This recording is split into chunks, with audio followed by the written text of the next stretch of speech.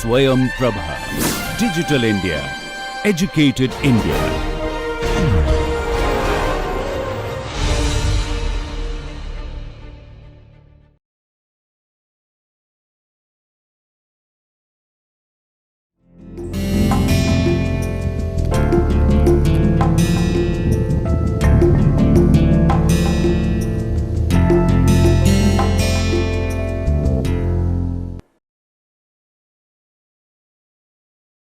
Well, students, this is Dr. Ajay Kumar Singh, Assistant Professor, Faculty of Law BHU. This is my 33 lecture, and today I am going to discuss international norms on administration of criminal justice system. So, you see, topic is very clear: international norms on administration of criminal justice. So, in this lecture, I would like to highlight those international instruments which specifically talks about parameters regarding administration of criminal justice. International instrument under which parameters or guidelines for member states have been laid down, and all the member states of international instrument to which they have given their consent, all the member states are supposed to follow those guidelines, those parameters in their respective states. Rome Statute 1998 is very important in this regard. International Criminal Court, International Court of Justice, these are some important enforcement mechanism through which international community, particularly democratic countries, member states, they have given their consent, and collectively they have taken responsibility to apply those norms in their respective countries. First of all, I would like to draw your attention on important issue, that is Universal Declaration of Human Rights 1948, UDHR 1948. You can see on your screen that Article 1 of UDHR talks about right to equality. Universal Declaration of Human Rights 1948, it starts with the language that all human beings are equal by birth. This equality clause we have adopted under Article 14 of the Indian Constitution. I will try to explain you comparative study, comparative provision, what is international norms on administration of criminal justice and what is Indian norms on administration of criminal justice system, what Indian Parliament has enacted, and whether there is any constitutional provision on administration of criminal justice system. So I will try to give you a comparative chart so that you can have complete understanding about international norms on administration of criminal justice system and national norms on administration of criminal justice system. So that is why I am referring Article 1 of UDHR and Article 14 of the Indian Constitution. Now come to Article 3 of UDHR. Article 3 of UDHR talks about right to life. According to Article 3 of the Universal Declaration of Human Rights 1948, all the human beings have right to live with human dignity. The same provision has been incorporated under Indian Constitution, and that is Article 21. Article 21 of the Indian Constitution says that no person shall be deprived of his life or personal liberty except procedure established by law. Meaning thereby, every person has right to live with human dignity. So, right to life, Article 3 of UDHR and Article 21 of the Indian Constitution. Right against torture, protection against torture is specifically provided under Article 5 of Universal Declaration of Human Rights. On the other hand, Supreme Court has already held that violation of any wrongful act which degrades the dignity of human being would be violation of right to life, and would be violation of Article 5 of UDHR, because that is a guarantee. In my previous lecture, I have already highlighted that in Sunil Batra case, Supreme Court for the first time held that where any act of competent authority degrades the dignity of human being, it would be violation of right to life. It would be violation of Article 21 of the Indian Constitution, as well as it would be violation of Article 5 of UDHR 1948. So with this, I would like to shift on this second slide, which I have chosen, that is presumption of innocence. This should be innocence. This is a typological error. Innocence.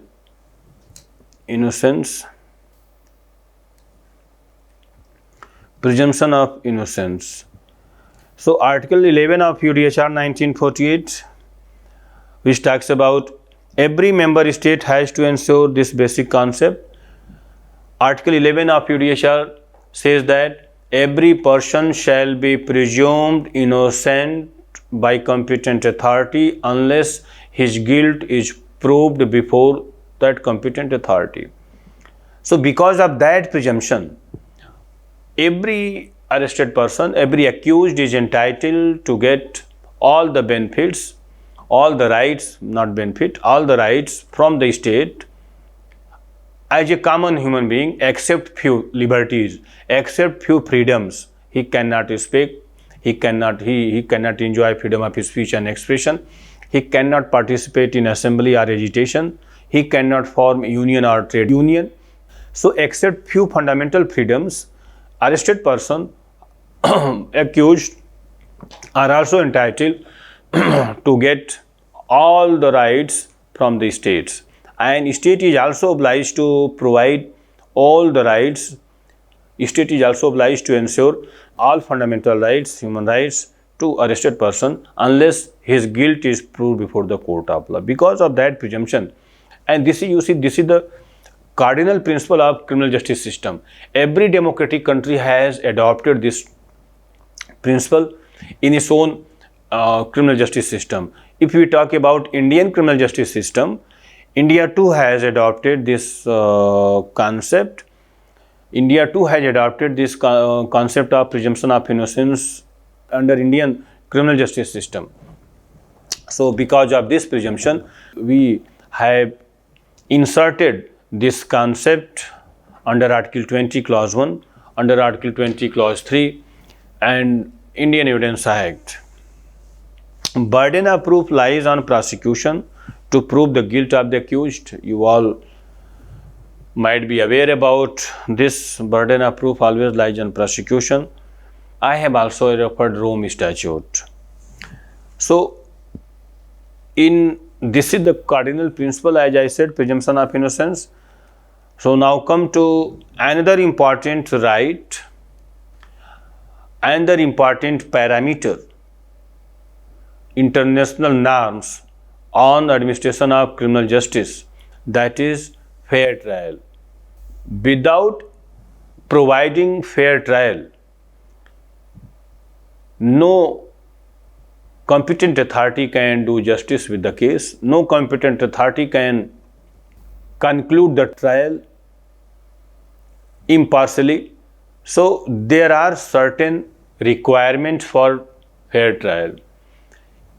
In order to consider trial fair or a trial to be fair, must fulfill certain requirements. There are some basic requirement of fair trial, and this right to fair trial is provided under Article 11 of UDHR. Article 11 of UDHR talks about fair trial, not 11:10. I have right to fair trial, Article 10. This is Article 10 UDHR. Article 11 is correct.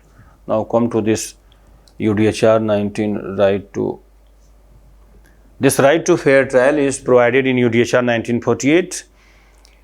So every person has right to be tried fairly before competent authority, and competent authorities are supposed to conduct trial fairly.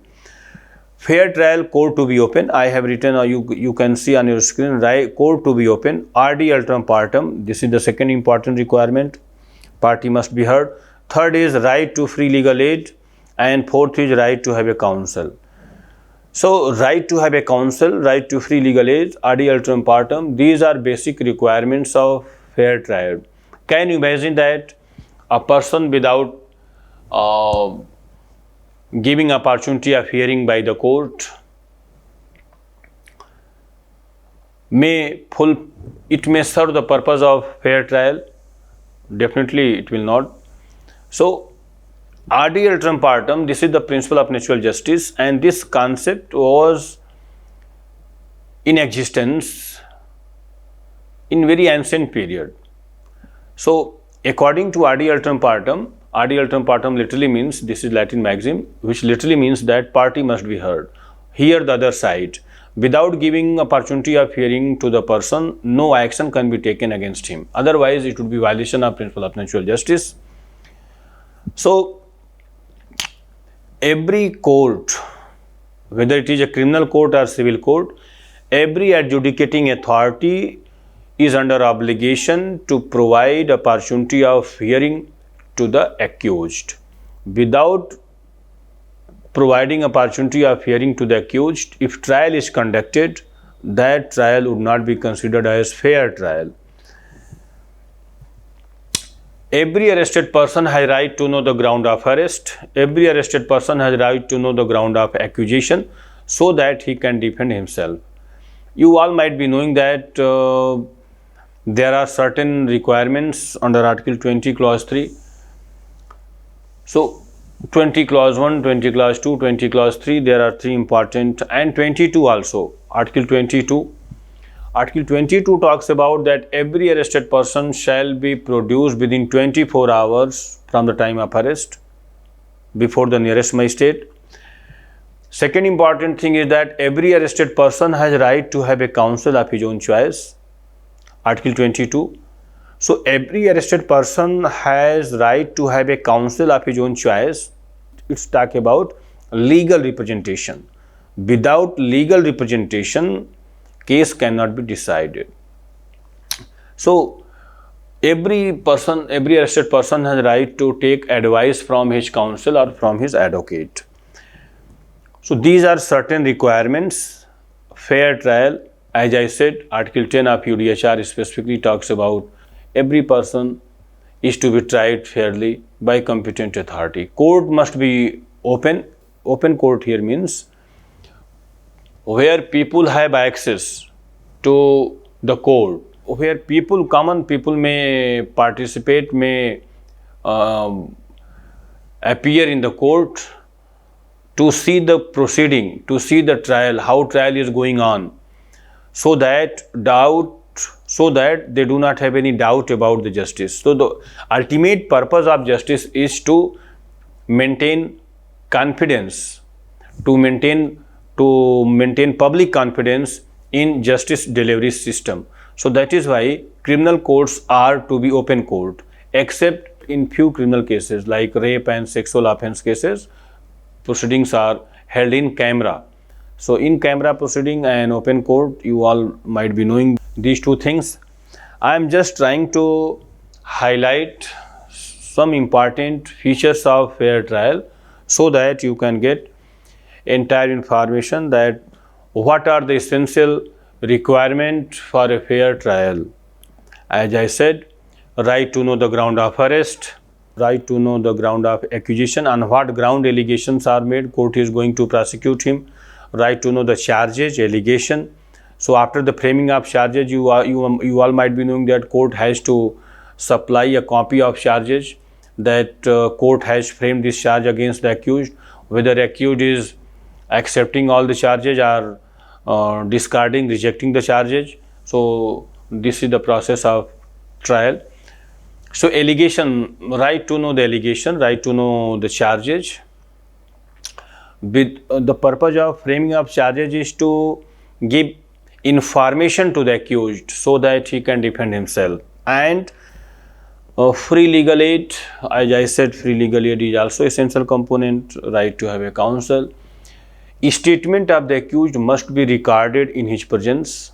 You all might be knowing that section 273 of the CRPC, we have incorporated that provision in section 273 CRPC, which talks about recording of his statement in the presence of the accused, not on the back of the accused. So it would give opportunity to the accused to explain, to either to confess his guilt or to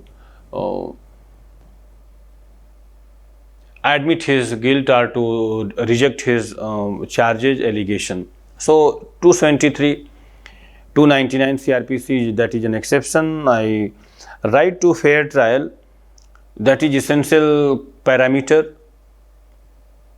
and this is international norms on administration of criminal justice. Why international norms? Because UDHR, it is specifically mentioned in Universal Declaration of Human Rights. Now come to another important parameter which is accepted globally, that is no punishment without law. You can see it on your screen that I have chosen this. Why I have chosen this? No punishment without law.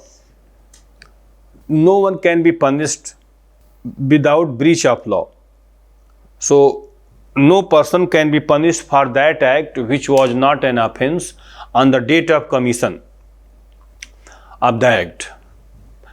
Are you understanding this point? No punishment without law. No person shall be punished for that act which was not an offense on the date of commission of the act.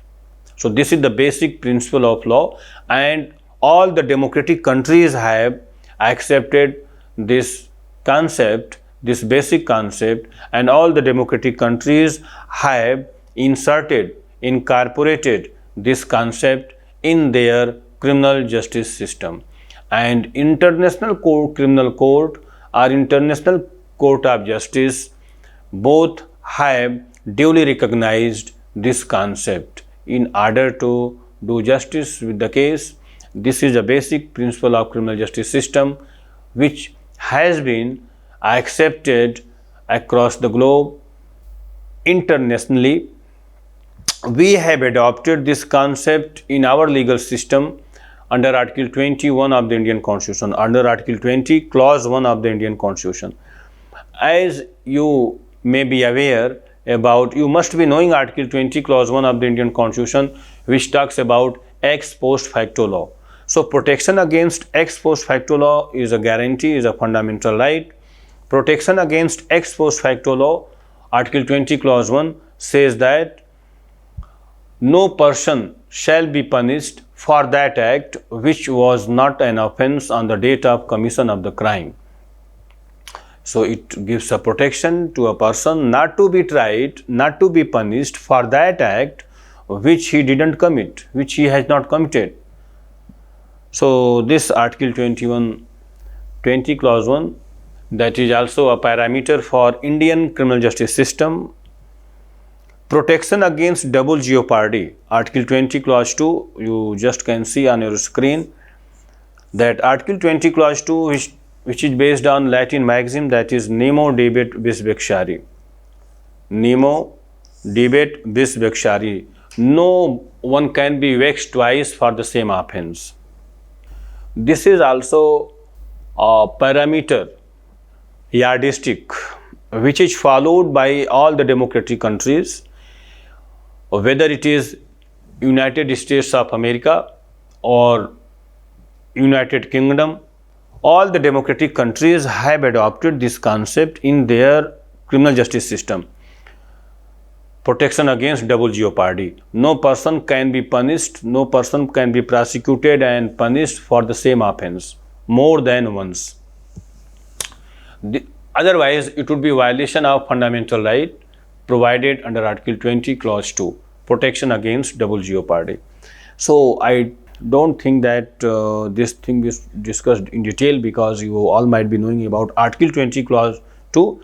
So what I am trying to justify, that this is the international norms on criminal justice system, and we have also adopted these international norms in our legal system, in our constitutional scheme. So that is why I have chosen Article 20 Clause 1 and 20 Clause 2 to explain you. Now come to another aspect of international norms, international parameters, that is protection against self-incrimination. How protection against self-incrimination is an international norms? So there is no doubt at all that no person should be punished, no person should be compelled to admit his guilt, to become a witness against himself. It would be violation of his right if someone is compelled to confess a guilt, to confess a crime which he has not committed. So neither he can be compelled to become a witness against himself, nor he can be compelled to accept any offense. It would be violation of his fundamental right.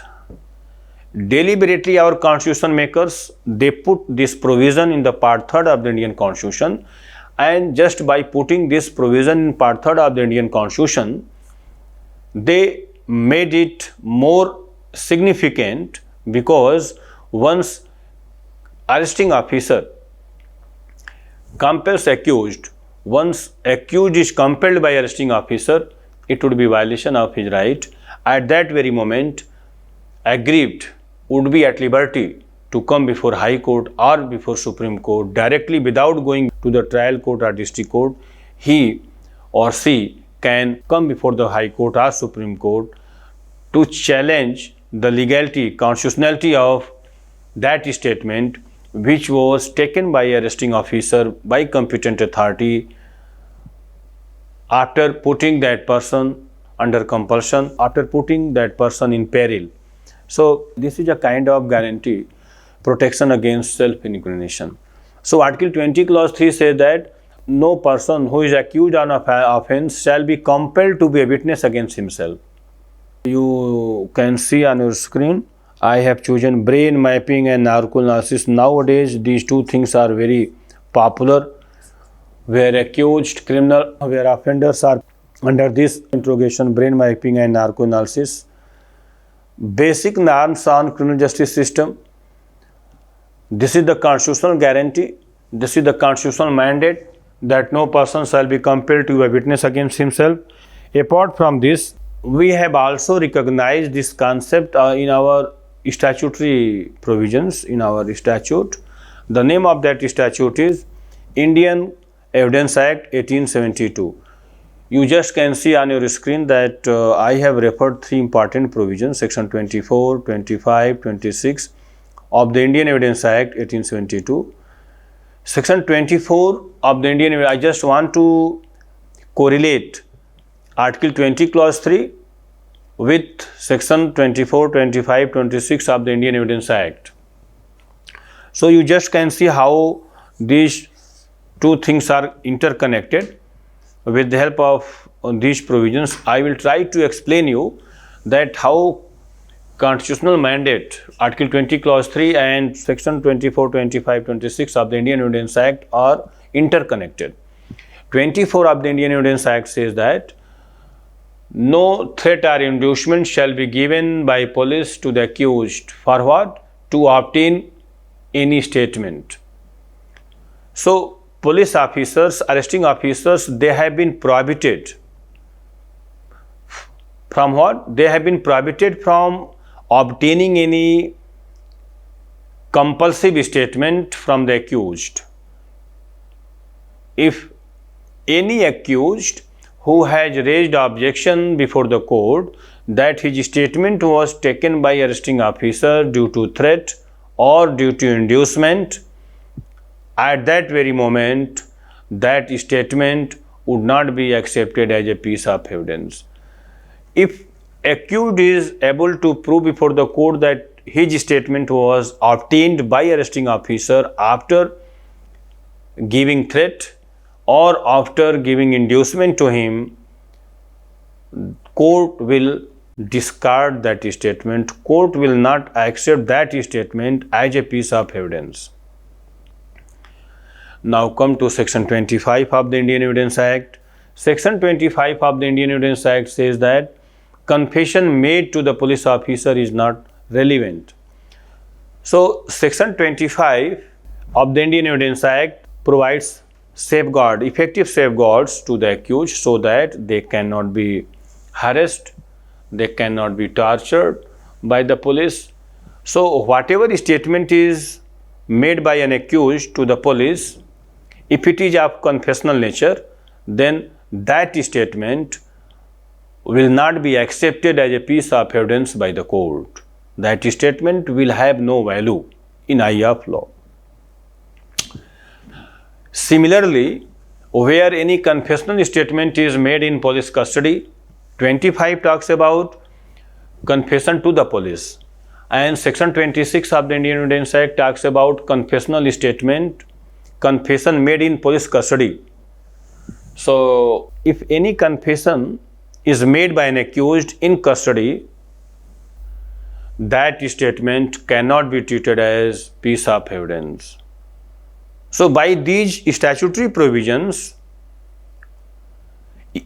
compulsive statements obtained by arresting officers have been prohibited. Statements are not considered as a piece of evidence.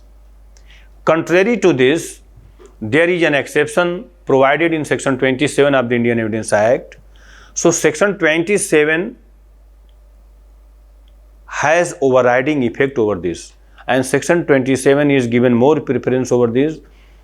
If something is recovered, if any material or substance which is recovered by police officer on the basis of the statement of the accused, that substance or material can be proved against accused. Say, let us understand this section 27, where accused has confessed his guilt to the police that I have committed murder with this pistol, and pistol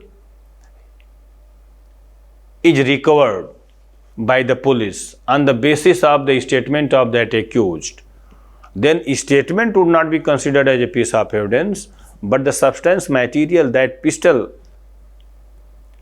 would be proved, that pistol may be proved against the accused, because person may tell a lie but things will never. So that is why on this belief, whatever material or substance is recovered on the basis of statement of the accused, that substance or material can be proved. So this is international norms as well as national norms. So means Indian Constitution has adopted this concept, and Indian criminal justice system has to follow this. When we talk about criminal justice system, as I said, I have already highlighted 4 important components of criminal justice system: police, prosecution, judiciary and correctional home. These are 4 vital organs of criminal justice system. You all need to remember this: police, prosecution, judiciary and jail, correctional homes. So how police can play important role in protection of human right, how prosecution can play important role in protection of human right, how judiciary can play important role in protection of human rights, how jail authorities can play a significant role in protection of human rights. So you all must understand all these things. You all need to remember all these things. Protection against self-incrimination. This is international parameter, international norms on administration of justice, as well as national norms on administration of criminal justice. Now come to international norms on rights of victim of crime. So we will try to understand that what are the international parameters, international norms on the rights of victim of crime. I have chosen this component so that I can explain you.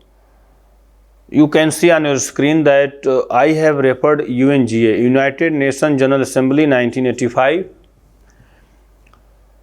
United Nations General Assembly for the first time tried to bring all the member states on one platform so that all member states can take decision collectively. And in that context, the United Nations General Assembly in the year of 1985 adopted a resolution.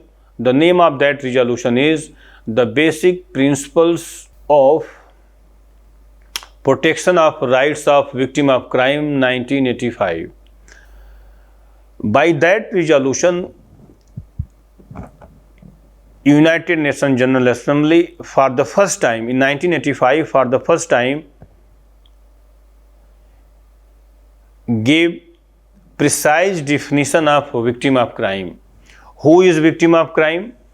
According to that United Nations General Assembly Resolution 1985, victim means a person who individually or collectively has suffered loss or injury caused by the offender. So, this is the precise definition of victim of crime given in that resolution, and all the member states have incorporated the guidelines, parameters enumerated in this United Nations General Assembly resolution. India too is a party to this international instrument, and we have also adopted that parameters, those guidelines in our legal system, in our criminal justice system. I will discuss one by one. The purpose of that resolution was to provide restorative justice, to provide compensation to the victim of crime, to provide financial assistance to the victim of crime. So, restitution, restorative justice, compensatory justice, these three things were in the minds of people who were deciding, who were resolving this issue in 1985. A victim of crime must be put in that position if he or she would have been, if his right would not have been violated. So this is the purpose of restorative justice. The purpose of restorative justice is status quo ante. There are two important concepts, status quo and status quo ante. The meaning of status quo is